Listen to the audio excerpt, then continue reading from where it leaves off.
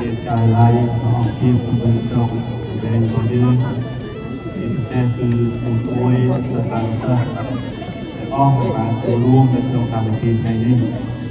ដល់ថ្ងៃកម្មវិធីថ្ងៃនេះយើងធ្វើអីតាមជាពិតនៃការរកសម្រាមអីគេ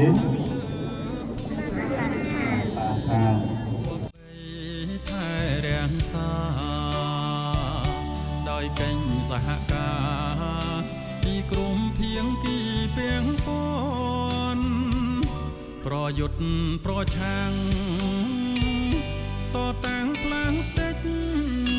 យើងរួមគ្នាកុំតិចផ្លាស្ទិកក្នុងបរិស្ថានចូលរួមគុំខានបរិស្ថានយើងស្រស់ស្អាតណាស់យុទ្ធសាស្ត្របញ្ចកោនៃរាជរដ្ឋា